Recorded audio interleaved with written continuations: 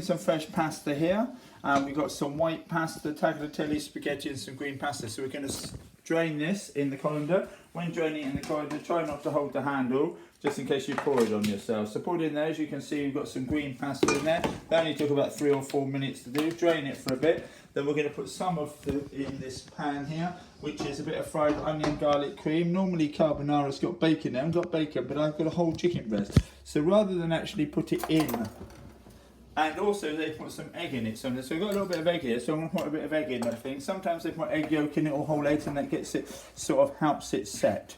So we're going to put in some cheese, bring it, I'm going to put some cheese. Now normally I'd have some parmesan here, but I've got a little bit of red Leicester cheddar and a bit of, well, no parmesan, there's a tiny bit in there, you can see some in here. So we're just going to put that in there to dissolve a little bit for about 30 seconds.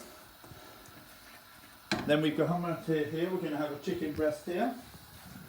So we're going to slice it up. So rather than chop it in, we could just chop it up and put it inside, which is one there. But in a restaurant, they like to put the meat on top. So we're going to slice it up.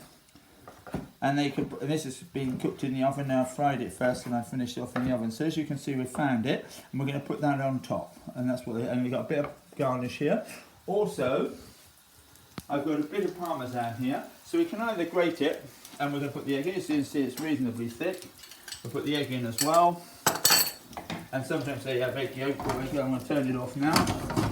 So that sauce has gone quite thick now with the cheese in it. Now we're going to put a little bit of the pasta in because there's not enough. There's not enough. So we're only going to put half of this in, but I've got some green pasta, so I'm going to try and put some of that in as well. Only going to put about half of it in.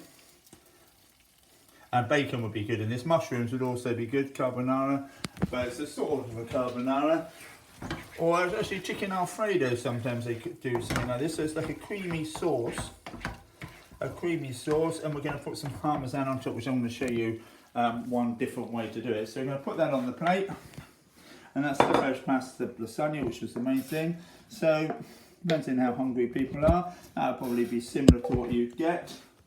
Then we put this on top. A fan of chicken on top.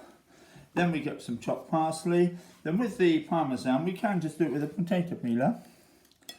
And you can put little strips in it, or you can just grate it on top. Sometimes in the restaurants they come around with a big grater. They don't have the fresh, they have sometimes the dried stuff. And we could just put that on there. Then we could have a look, see what other fresh herbs we've got that we could put on whole bits. And wouldn't normally put on sage. There's a bit of like oregano type stuff, maybe a little couple of leaves there. And a couple of whole bits of parsley, but the chopped parsley would be better. Okay, thank you.